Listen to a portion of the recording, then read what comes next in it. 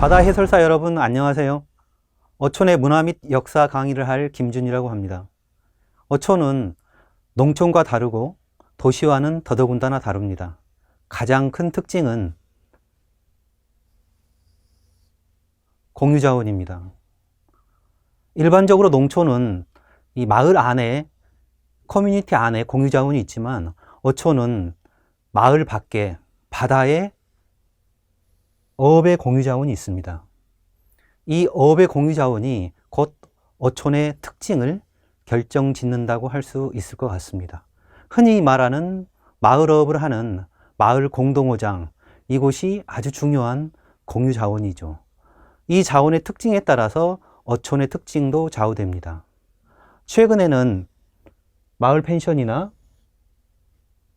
또 회관, 가공공장, 마을 기업과 같은 다양한 형태의 공유자원들이 만들어지고 있습니다. 이런 것도 역시 어촌의 특징을 규정하는 중요한 자원이라고 볼 수 있습니다. 두 번째로는 어촌의 특징은 물때가 있습니다. 일반적으로 시장에 가보면은 오늘 물때가 참 좋다 이런 얘기를 하거든요. 물때에 따라서 수산물의 가격이 결정이 됩니다. 그 물때를 바다의 시간 또는 자연의 시간, 생태 시간이라고도 얘기를 합니다.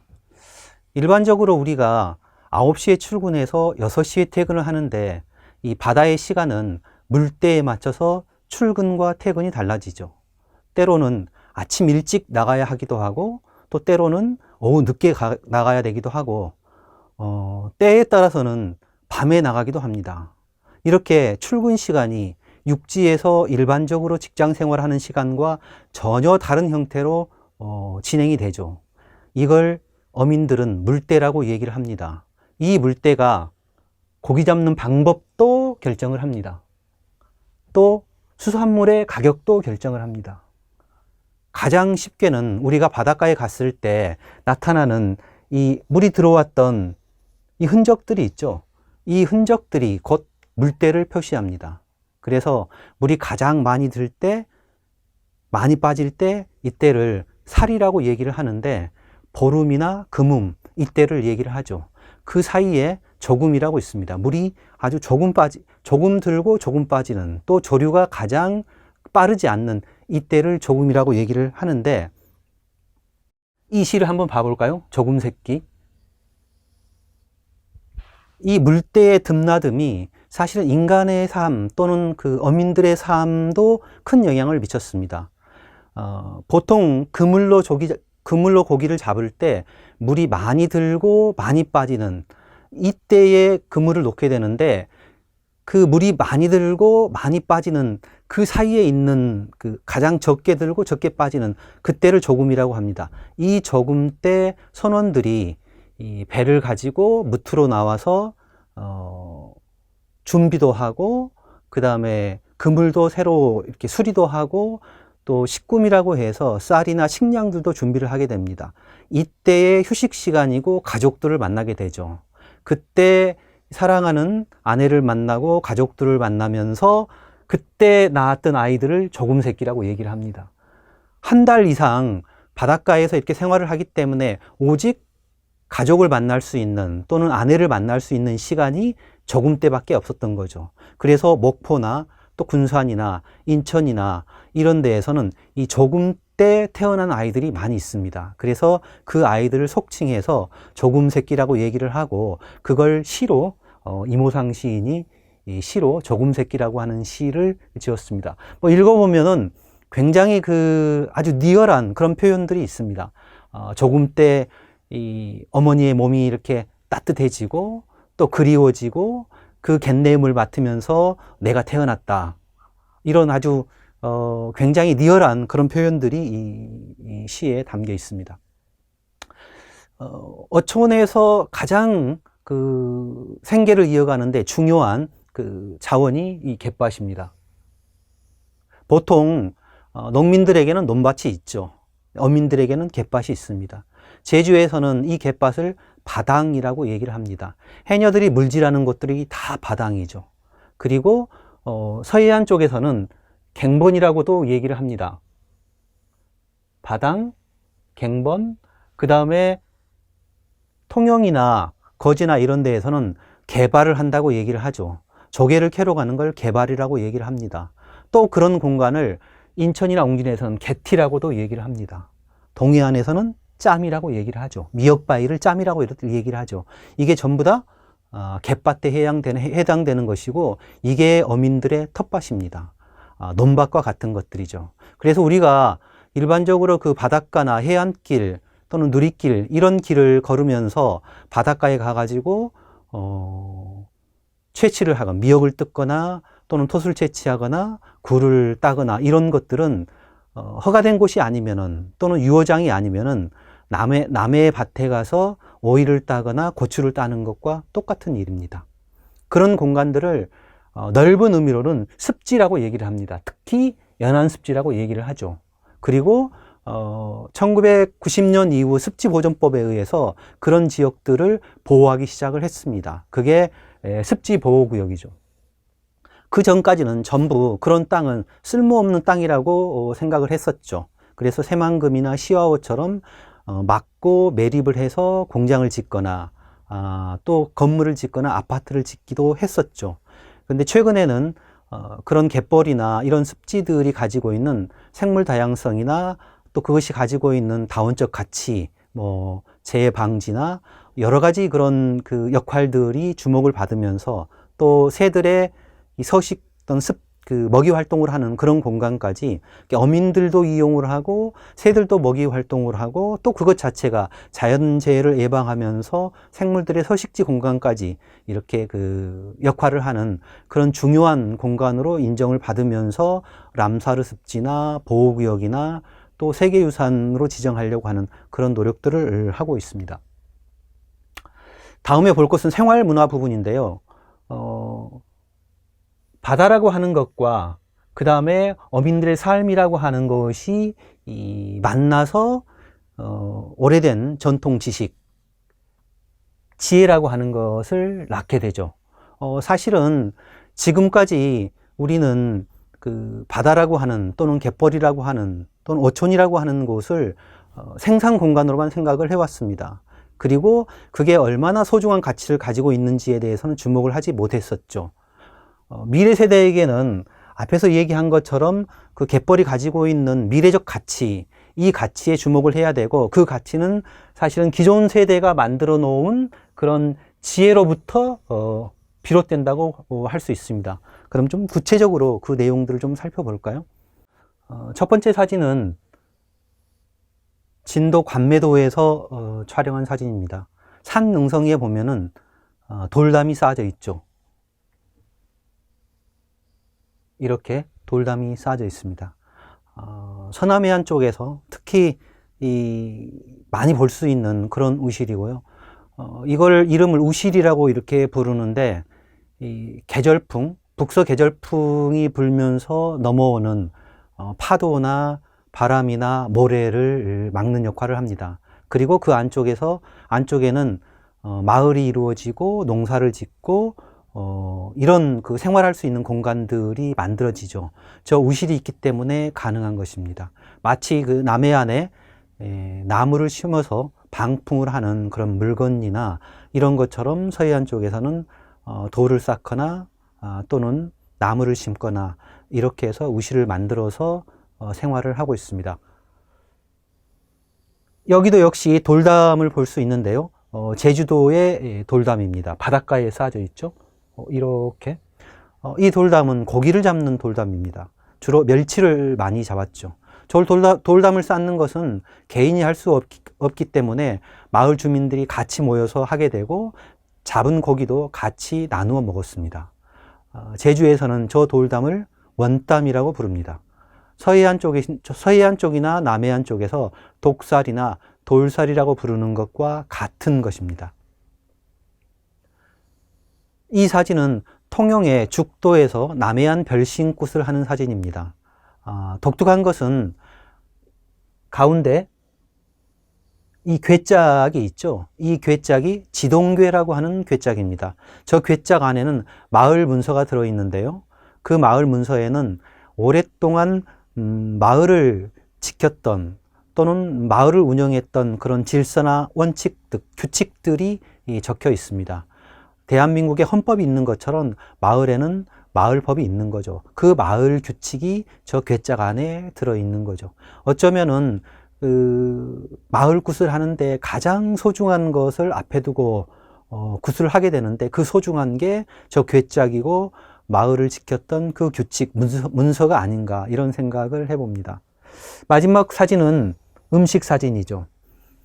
조기 간국이라고 하는 음식입니다. 저 사진은 흑산도에서 찍었던 사진인데요. 서해안 쪽에서는 조기를 햇볕에다가 갈무리해서 말려가지고 겨울철에 물을 넣고 끓여서 마치 이 육지에서 밥을 먹을 때 동치미를 먹는 것처럼 조기 간국을 먹었다고 합니다. 생활문화의 꽃은 저는 도구라고 생각합니다. 이 도구만큼 인간의 지혜가 곁들여 있는 것은 없다고 보는데요. 지금 여기 그려진 그림들이 전부 어민들이 이 마을어장에서 사용하고 있는 도구들입니다. 다양하죠. 다양할 뿐만 아니라 그 형태와 모습도 매우 지혜롭습니다. 몇 가지 한번 직접 그 사례를 가지고 살펴보도록 하겠습니다.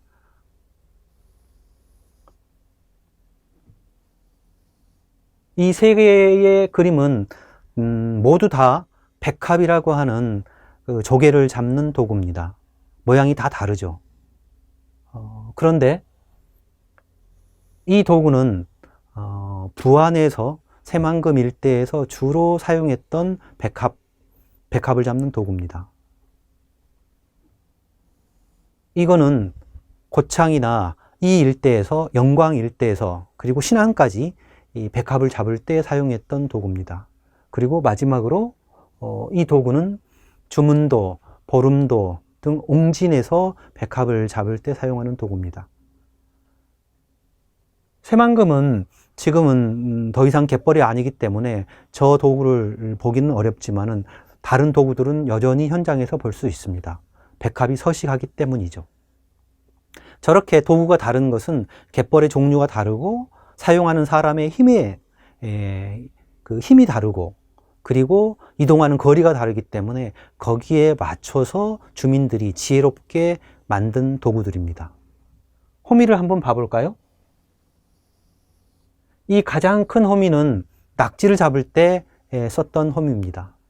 그리고 가운데 있는 이 날카로운 호미는 가무락을 캘 때 썼던 호미고요. 이 호미는 일반적으로 바지락을 캘 때 사용을 하죠. 그리고 마지막으로 가장 왼쪽에 있는 호미는 돌이 많은 제주의 갯밭에서, 바당이죠, 조개를 캘 때 사용했던 도구들입니다. 이렇게 환경과 그 물때와 위치에 따라서 도구들이 다 다양한 모습을 가지고 있습니다. 만약에 갯벌이 사라지거나 또 그곳에 사는 서식하는 생물들이 사라졌을 때는 여기 사용하고 있는 모든 도구들은 전부 다 박물관에 전시가 되겠죠. 현장에서 이런 도구를 볼 수 있다고 하는 것은 엄청난 행복이고, 이런 도구들이 우리 세대만 아니라 또 미래 세대에게도 그대로 전승돼야 된다고 생각을 합니다. 그렇게 되기 위해서는 갯벌도 살아야 되고 갯벌에 사는 생물들도 여전히 이 서식을 할 수 있어야 볼 수 있겠죠. 다음엔 어촌 관광입니다. 어촌 관광은 마을업이나 마을어장, 공동오장의 생산성들이 떨어지면서 어업의 소득을 올리기 위해서 추진해 왔던 그런 관광입니다. 사실은 이 관광이라고 하는 것은 그것 자체가 목표나 목적이 되어서는 안 될 거라고 생각을 합니다. 관광의 진정한 목적은, 특히 어촌 관광의 진정한 목적은 어촌과 어민의 삶의 지속이라고 봅니다. 어촌이라고 하는 커뮤니티가 지속되기 위해서, 어민이 지속적으로 바닷가에서 생활을 유지하기 위해서, 삶을 유지하기 위해서 어촌 관광은 수단의 역할을 해야 된다고 생각을 합니다. 그렇게 됐을 때 어촌의 가치, 그리고 여행객이 이 어촌에 와가지고 여러 가지 체험 활동들이나 또 그 가치를 공감하고, 또 그걸 지키기 위해서 시민들과 함께 어민들과 이 프로그램들을 만들어내고 그렇게 했을 때만이 어촌 관광은 진정한 그 관광이 지향하는 그 목표를 달성할 수 있다고 생각합니다. 그렇게 하기 위해서는 이 여행객이 단순하게 여행이 아니라 공동 생산자로서 마치 도시 어민처럼 새로운 주체로서 역할을 해야 된다고 생각을 합니다. 그게 바로 어촌 관광이 지향해야 될 그런 가치가 아닌가 이렇게 생각을 합니다. 어촌 관광과 걔를 같이 해서 어촌 체험도 역시 마찬가지입니다. 지금까지 우리나라의 대부분의 어촌 체험은 잡는 체험이었습니다. 그래서 어촌 체험을 하러 간다 그러면 의뢰컨 호미와 바구니를 들고 갔죠. 심지어는 소금까지 챙겨갔죠. 그래서 조개를 캐거나 바지락을 캐거나 또는 맛을 캐거나 이렇게 캐가지고 오는 그 재미로 체험을 한다라고 할 정도로 체험 중심이었습니다. 근데 이런 체험이 앞으로는 생태교육 중심으로 이렇게 바뀌어야 된다고 생각을 합니다. 어촌의 가치에 공감하고 또는 갯벌이 가지고 있는 그 다양한 가치에 공감하고 그것들이 지속되기 위해서 어떤 노력들을 해야 되는가 이런 것에 공감하는 그런 체험이 되어야 된다고 생각을 합니다. 그런 바탕하에 직거래가 이루어졌을 때 비로소 어촌도 지속될 수 있고 또 어민들의 삶도 지속될 수 있다고 생각을 합니다. 아래 사진을 봐보면은 우리 어촌 체험이 가지고 있는 특징을 잘 보여줍니다. 이 사진은 서해안에서 어촌 체험을 하고 있는 모습이고요. 이거는 세계유산 갯벌로 지정된 와데네에서 갯벌 트레킹을 하고 있는 모습입니다. 이 갯벌 트레킹을 하고 있는 모습은 갯벌에 사는 생물들을 살피고 갯벌의 변화를 살피고 생태교육을 안내하는 그 안내자의 안내에 따라서 이동을 하면서 갯벌을 모니터링하고 새를 보고 생물들을 관찰하고 갯벌의 가치를 공감하는 것들이죠. 여기에 비한다고 하면은 우리는 조개를 캐는 이게 체험의 전부인 셈이죠. 사실은 우리의 갯벌 체험도 또 어촌 체험도 이런 방식으로 전환되어야 되지 않을까 이렇게 생각을 합니다. 이런 교육들이 이 지역사회에서 학교 교육과 연계되면서 이루어졌을 때 비로소 어촌이라고 하는 커뮤니티는 지역사회에서 또는 그 농촌과 다른 그런 특징을 가진 채 그 가치가 또 그 의미가 더욱더 강해지리라고 이렇게 생각을 합니다. 그렇다고 하면은 지속 가능한 어촌은 어떻게 이루어질 수 있는가? 이 지속 가능한 어촌은 어민들의 힘으로만 가능하지는 않습니다. 어민들도 생각을 바꿔야 되고 그리고 어촌을 이용하는 체험객이나 도시 소비자들도 생각을 바꿔야 합니다. 어민들은 이제 더 이상 바다나 갯벌이 어민들의 전유물이라는 생각도 버려야 되죠. 오래전부터 바다는 이렇게 인간만이 아니라 갯벌 생물들이나 새들까지도 이용해왔던 그런 공간들이죠.